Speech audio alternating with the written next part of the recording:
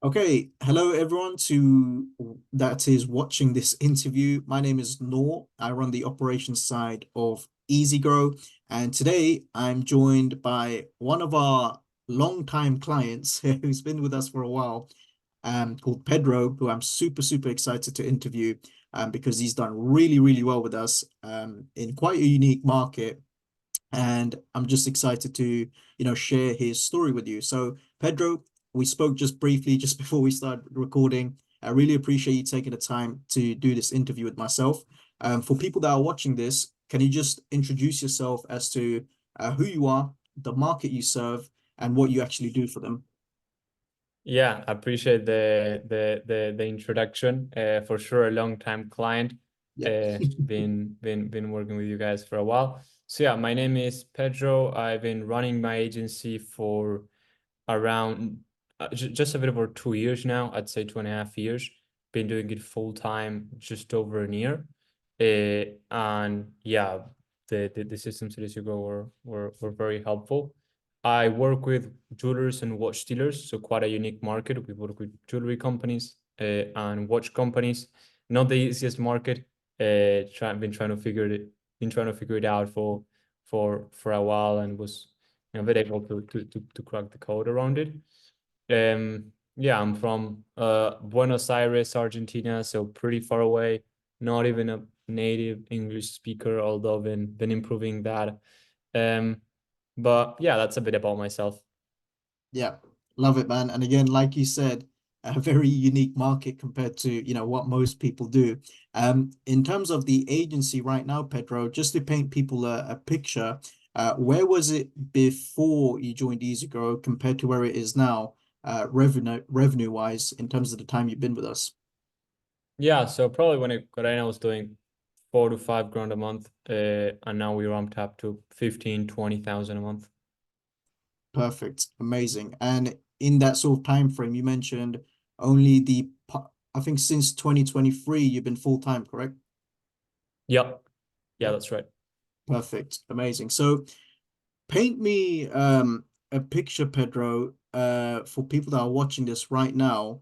When you first started with the program, what were some of the key issues that you were facing in your business, and how did the program specifically sort of help with that? Yeah, 100%.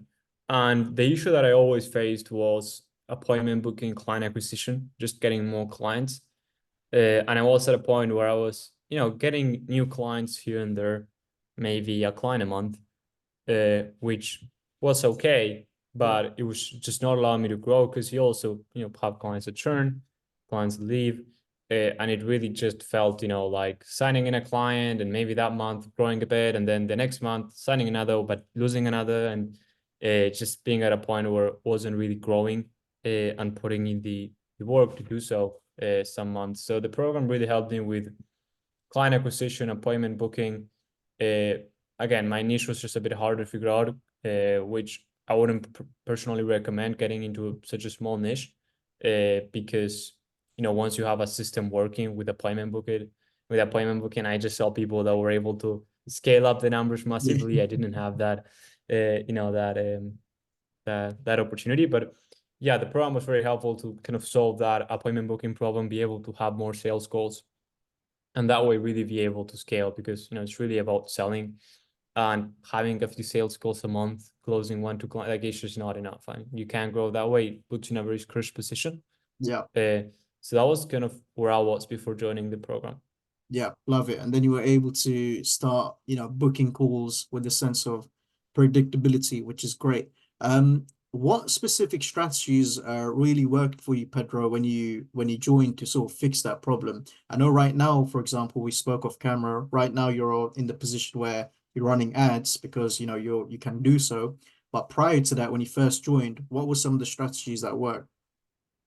Yeah, the strategy that worked the best for me was the Loom emails. Yeah, So cold emails, that was what worked for me at one point, just having BAs helping me with that. So that was what I was doing, right? Just setting up the email system, and that was the primary way in which I uh, got the appointments and the clients that came in from outbound. I also did some cold calling here and there, which which helped, but email was the most reliable system that I found to work for me. Yeah, love it. And in terms of your niche specifically, like we've discussed, and you even said you wouldn't recommend it to others because of how small it is. Obviously, you may have encountered some issues when you're trying to figure out the niche. How was your journey in terms of staying specifically in the watch market and then transitioning to the jewelry space? How did you fix what problems did you face and how did you fix those problems? Because usually people in your position, like we spoke about, in these unique niches, they'd really just jump niches straight away. Instead, you actually stayed in the niche, and now you're on track to being an industry leader in the space, because there's not many other people in it. So, what were some of the issues you faced, and what made you stay in it to, fix the problems at hand? Yeah, 100%. So I still face issues, like service delivery is not easy. It's not easy. You don't have that many places to learn industry specific knowledge. Yep. So you have to figure it out on yourself, right? There's nobody to help. So that's the main problem. And then just a lack of new leads to contact, right? At one point I had the email system working relatively well, but getting new leads was a struggle. But I think the main thing is just, pick something and commit to it, because at the end of the day, like whatever niche you pick, if you're able to stay with it for a while and go through that learning phase that exists for any niche, right? Whether it is real estate, whether it is med spas, or whether it is whatever, there's Yeah. always that learning phase of understanding the client, understanding the pain points. And EasyGrow was really helpful with that. But you also just need to have that, you also need to go through that learning phase.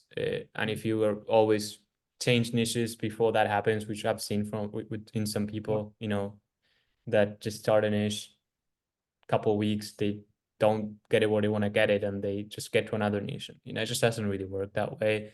And I personally believe in most cases it's just the person that's the problem, not necessarily the niche. Yeah, 100%. And you're like a perfect example of that. Again, just to reiterate to people watching this, the watch dealer space is a very unique niche, and you'll struggle to find people beyond Pedro perhaps that's in it, that have managed to just stay in it and make it work. And this is a prime example of someone who's stuck at the niche, rather than switching to something easier, they realize that it's easier to actually stay and fix the problems at hand. So that's a really important point you make, Pedro, because like you said, it usually comes down to the person, isn't it? Because the person who ends up switching niches, they have the same behavior pattern. Whenever a problem Yeah. arises, they'll switch that niche again. Yeah. 100%. And I mean, I know people that are, making multi five figures a month in the pet training niche, That's it. Yeah. people that people that are making, 5 figures like in any type of niche, Yeah. niches for the early businesses. So I Yeah. mean, it's not really the niche, right? Exactly that. Pedro, you also mentioned with regards to the niche, obviously you were in the watch market niche, and like you said, it's quite small. There's not that many businesses to tap into, and you figured that side of things out, and then you've expanded into jewelry as well. So can you just tell us a bit more about that transition into adding, not just watches but also jewelers into your niche, and how the service delivery process looks like, whether it's the same or whether it's slightly Yeah. different how you operate. Yeah. So the 100%, the service delivery is different. I'm still trying to figure it out.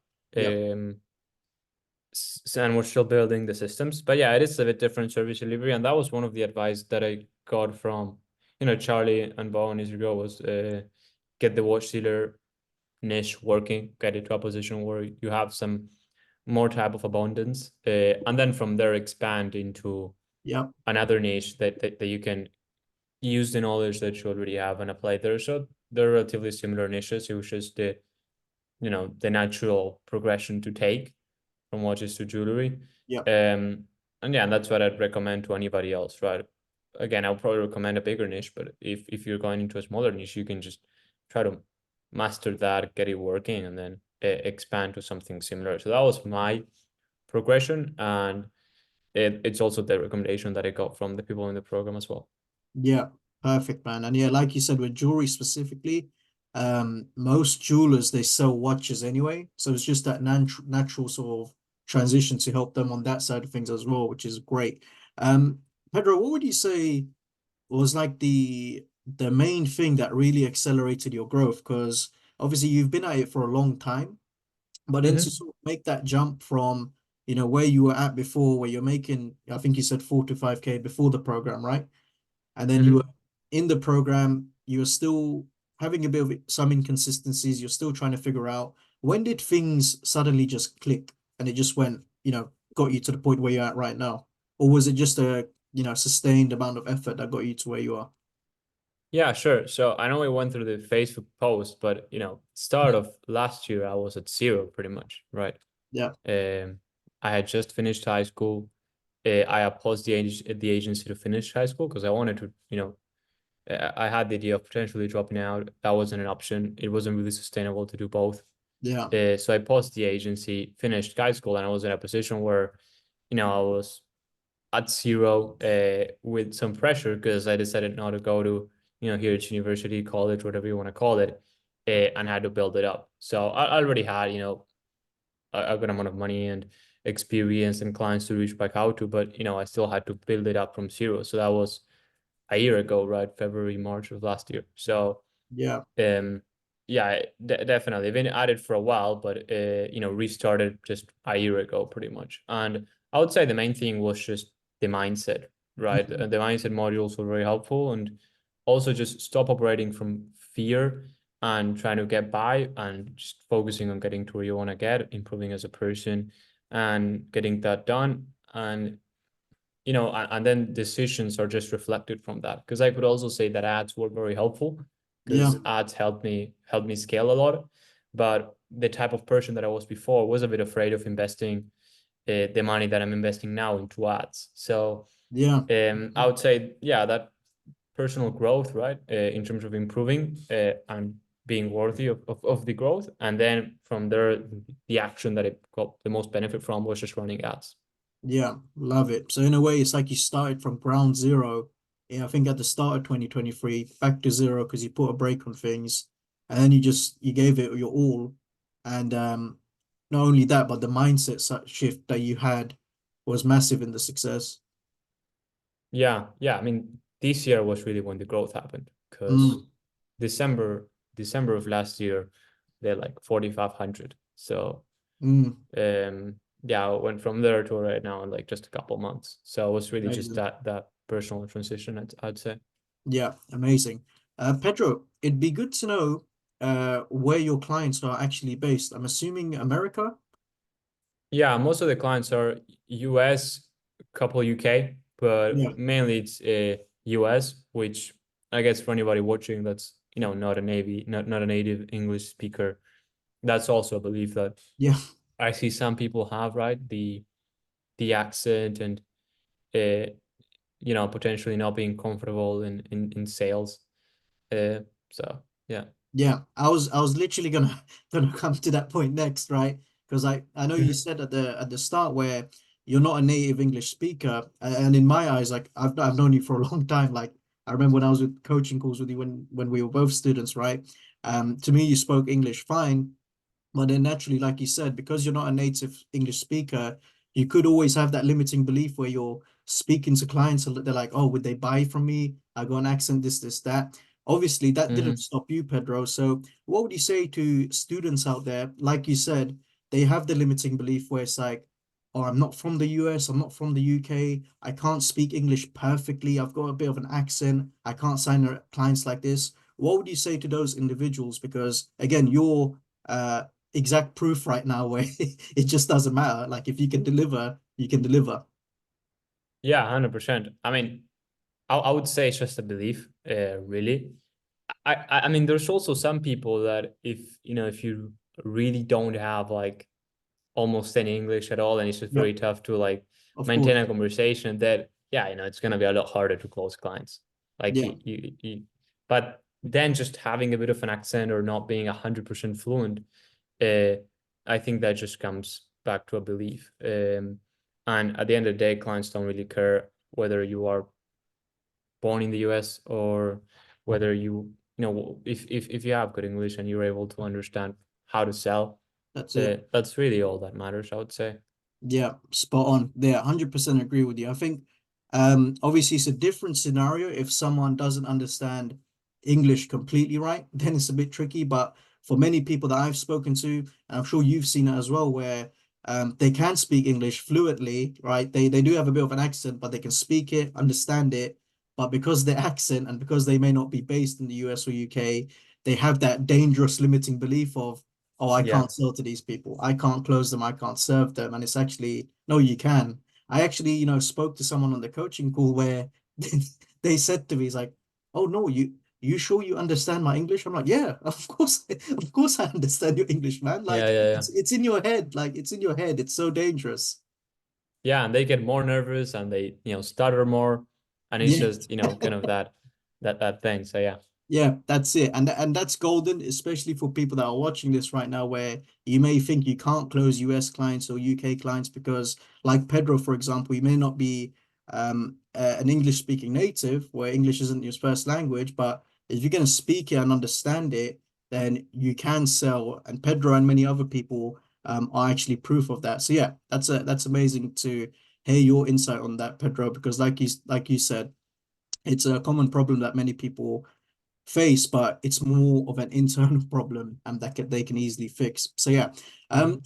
Pedro, how does your sort of business look now compared to before in terms of your team? Because obviously you're at a scale right now where naturally you may not be doing everything yourself. I hope you're not. Yeah. But how does it look team wise, and what are you building towards?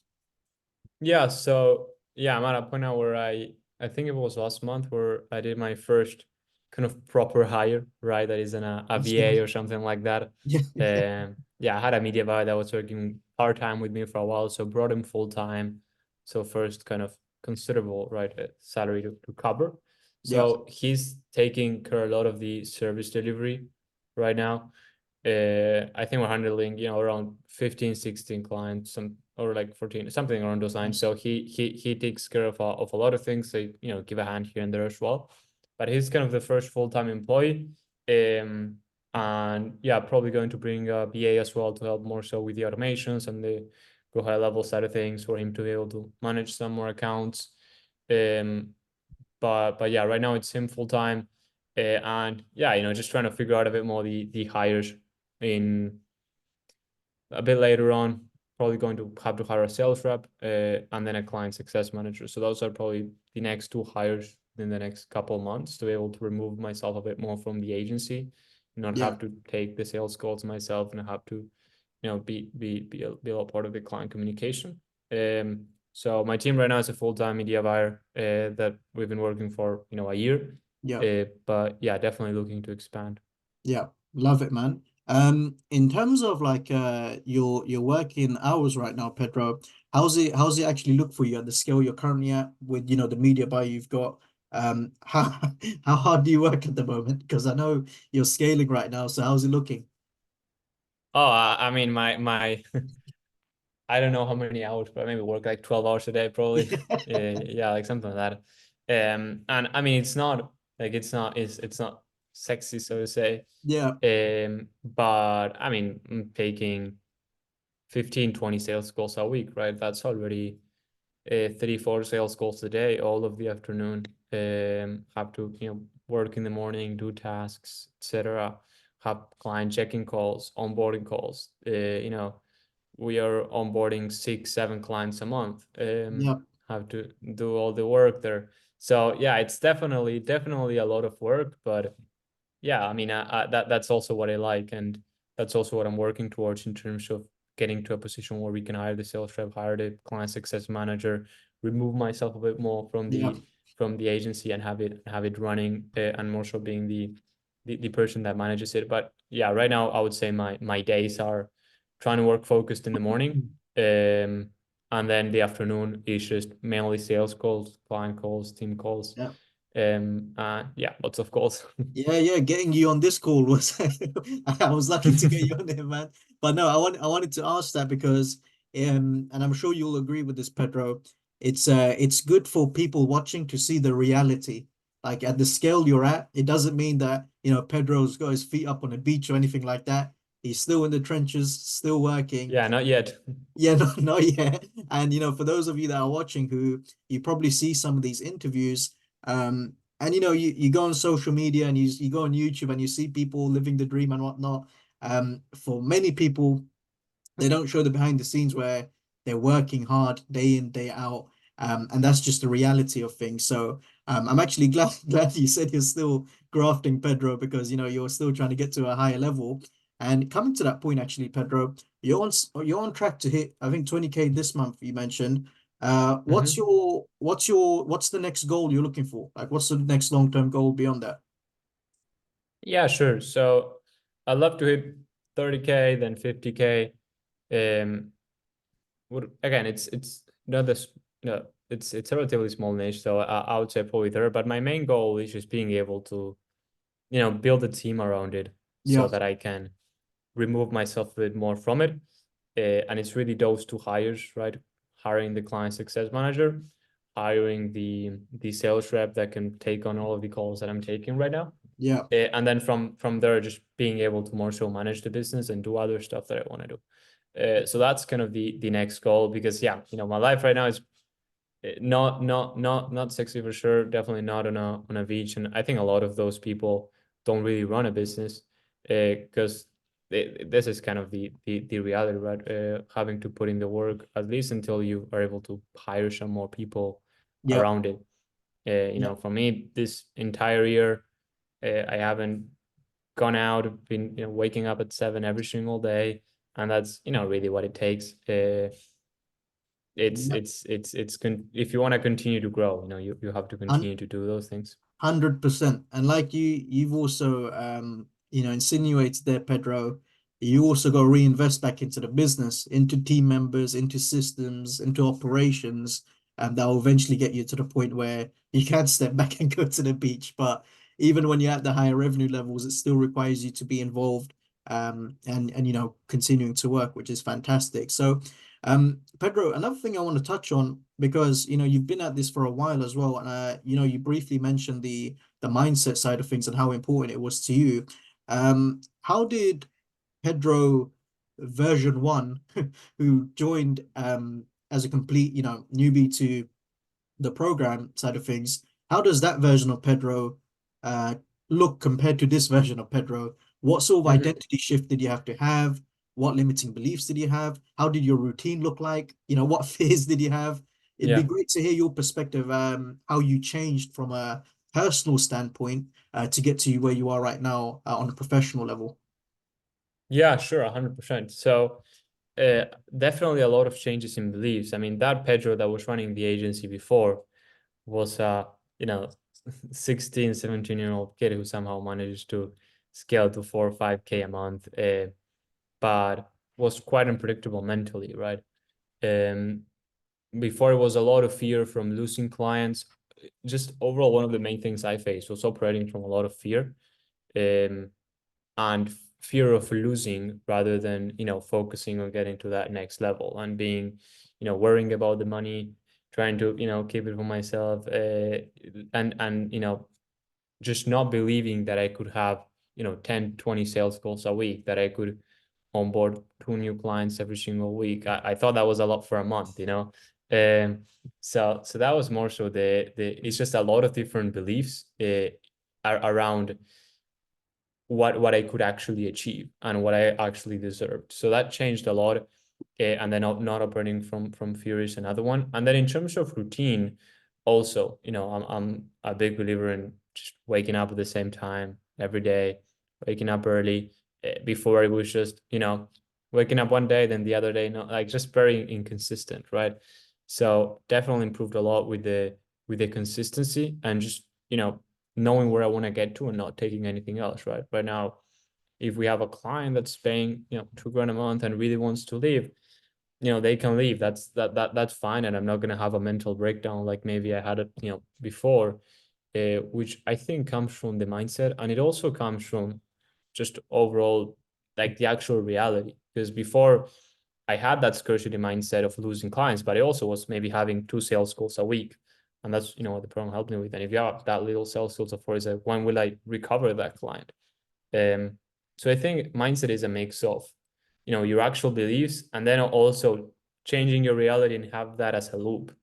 Um, because you can really talk a lot about the abundance and the abundance and the abundance, but if you can really focus on having the opportunities, that's going to help a lot. Yeah, amazing, man. Amazing. And yeah, like I said, I've sort of seen how far you've managed to come from the old Facebook group to where you are now. And it's just amazing seeing the transformation in not just your business, man, but your identity, which played a part in succeeding in business. And I think another thing, Pedro, and you can, back me up on this, is the fact that it did take you a decent amount of time to get to where you are right now, like the lessons you learned from that. I think the problem that many students face, and not students, but people in general, I think they achieve success too quickly. So if they get to like 10K per month or 15K per month in 3 months, it's harder for them to maintain that. Whereas you, because you got in like a 12-month time frame or even a 2-year time frame prior to you take a break, you managed to learn all those lessons, right? All the hard stuff and put you in a better position now. Yeah, 100%, 100%. And it's also a lot about the expectations, right? Yeah. It's the same with clients, right now trying to master service delivery. And the main thing people say, right, is you've got to have the client expectations on point. And it's the same when you yourself start your own agency, right? You hear Yeah. beginners say like, I want to get, this number by X time frame, instead of just focusing on achieving that number when it comes and being the person that gets to that number and the changes they have to make in their life.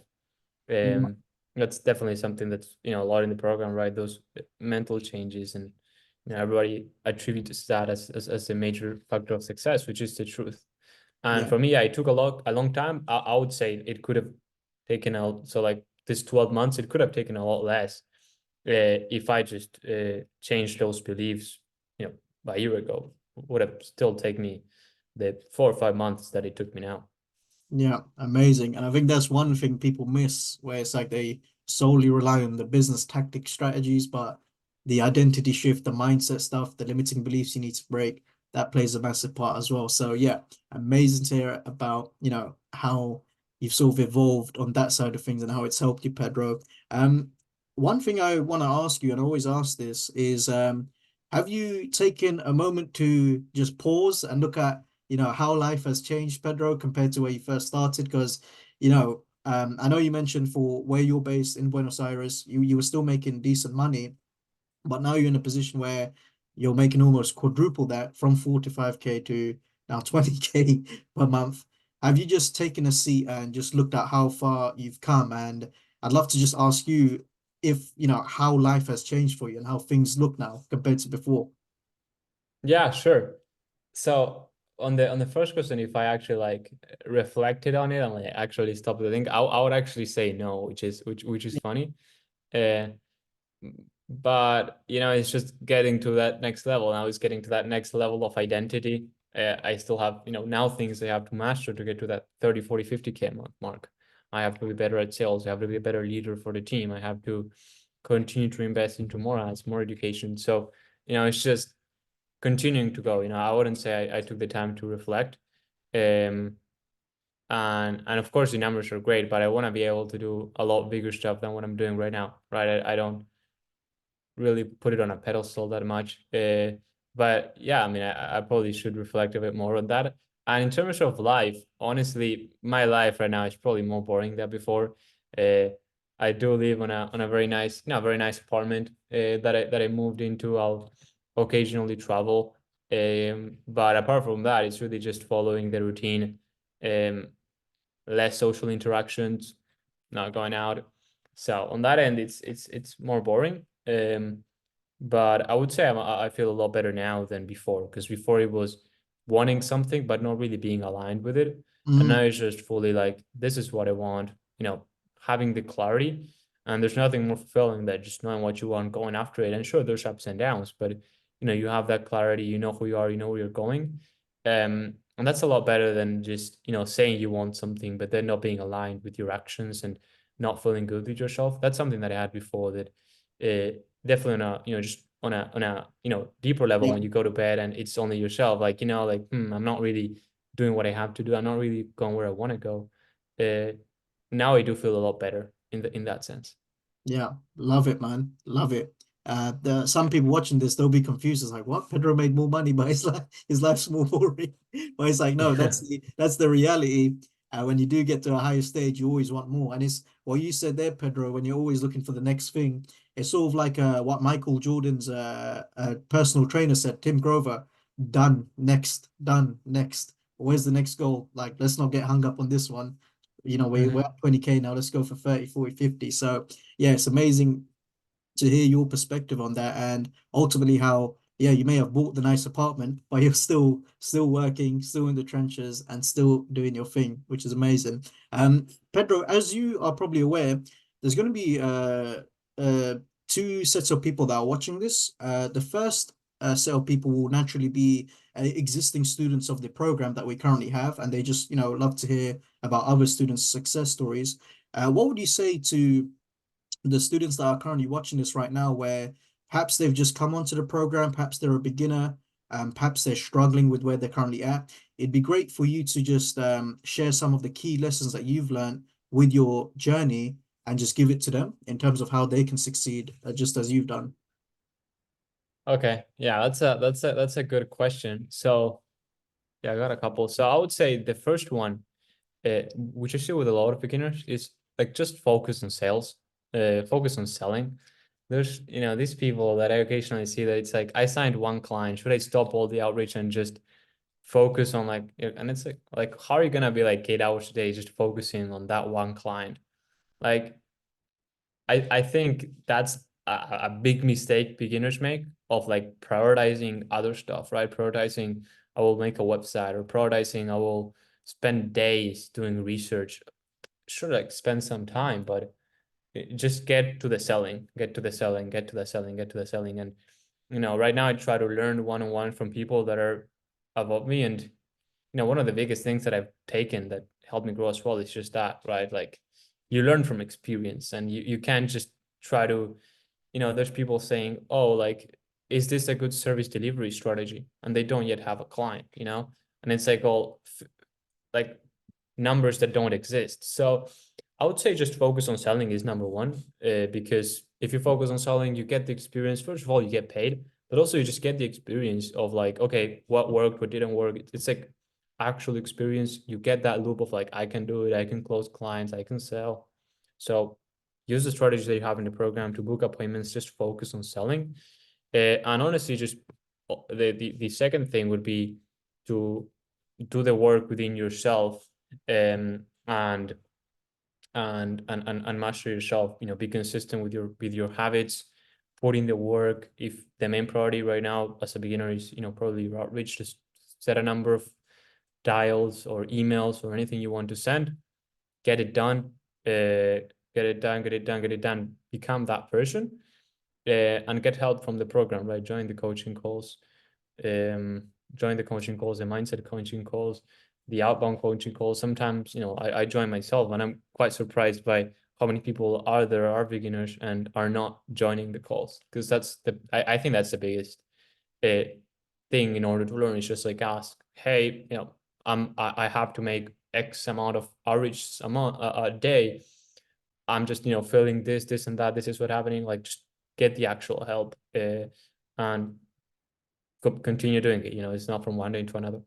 Yeah, love it, love it. That's gold. And then the other set of people that would be watching this, Pedro, are naturally people who are probably checking into the channel or the website, and they may be either on the fence of moving forward with the program, or they're just thinking about it. So people that are interested in the program and just want to know more about it. What would you say to those individuals who are thinking of moving forward the program, but they're not entirely sold yet? What would you say to them based off of your experience with the program for as long as you've been here? Yeah, I would say that if they should definitely join if they're actually serious about growing, right?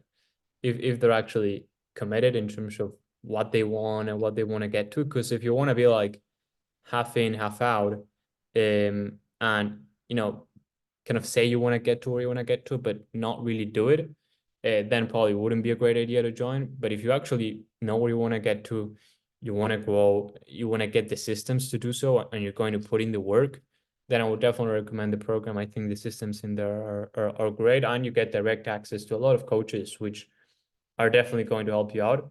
And the experience that you gain, it's really invaluable, right? Just being able to learn from mindset coach to service delivery coach to email coaches Yeah. and get direct help to get to that next level. But again, you gotta put in the work, you gotta join the calls, you gotta do the work. And if you're committed on doing that, then go ahead and you will probably succeed if you do it for a while. Yeah, that's it. And you're a prime example of that. Been with us for, more than a year. And you've done like amazingly well. And yeah, like you said, Pedro, to those that are watching, if you are someone that's serious about the work and you're willing to, put the hours in, then please do feel free to book a call with us. But if you're someone that wants a get rich quick scheme, I'm sure you agree, Pedro, this isn't for Yeah. you. This requires work. You Yeah, if need, you're looking for a get rich quick scheme, you can probably find a $99 e-commerce Shopify yeah, course out there. something like that. Literally, you can find someone else that's selling you a crazy dream. Unfortunately, we can't do that because we understand the reality of running a business, of being successful. It requires work, and Pedro is a prime example of this. So if you're someone that is willing to put in the work, please do go ahead and book a call with us because you're probably going to be a great fit for what we have. But yeah, that's pretty much it for the interview. So Pedro, really appreciate you taking the time to do this with myself. To those that are, watching this, again, it's a great reminder that, Pedro's been with us for a relatively long time. He's stuck with a very unique niche and he's been able to succeed in a very, very unique market. And if you're in a similar position, there's no reason why you can't do the same. So be sure to not just watch this interview, but also watch other interviews that we have on the website and on the channel if you want to get other people's perspectives. And yeah, I hope you guys enjoyed this one, and I'll catch you guys in the next one. Cheers. Bye.